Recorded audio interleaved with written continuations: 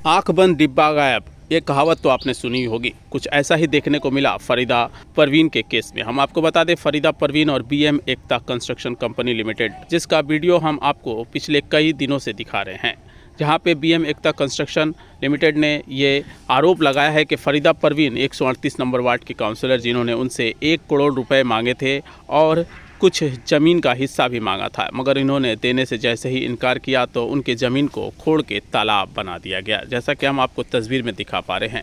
इसके बाद उन्होंने फरीदा परवीन पे कई मामलों में केस दर्ज कराया, जिसकी गुहार उन्होंने सरकार से भी लगाई और यहाँ तक कि पीएम से भी लगा डाली।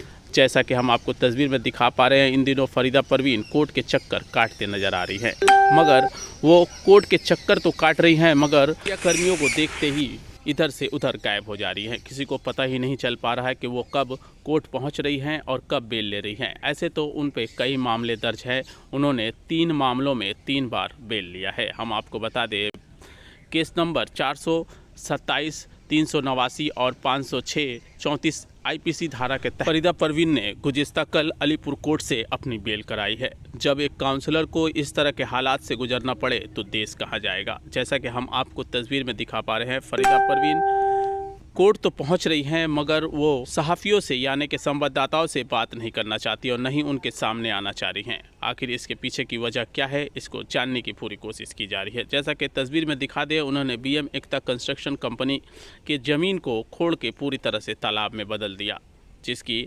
अपील उन्होंने कई जगह पे आए दिन आपको अखबार में, टीवी में और यहाँ तक के सोशल मीडिया के विभिन्न चैनलों में इस मामले की जानकारी देखने को मिलेगी, जहाँ पे फरीदा परवीन के ऊपर कई सारे इल्ज़ामात लगाए गए हैं कि फरीदा परवीन ने अपने पद का गलत उपयोग किया।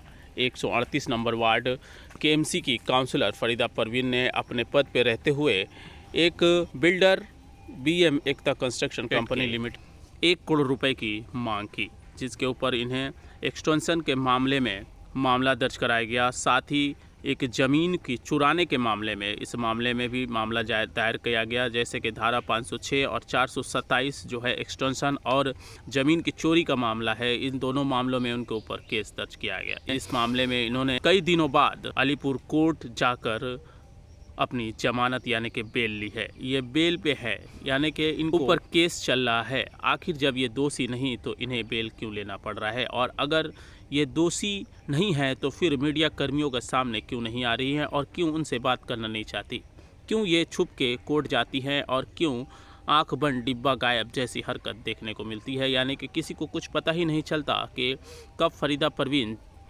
कोर्ट गई और कब वहाँ से वो वापस चली भी गई।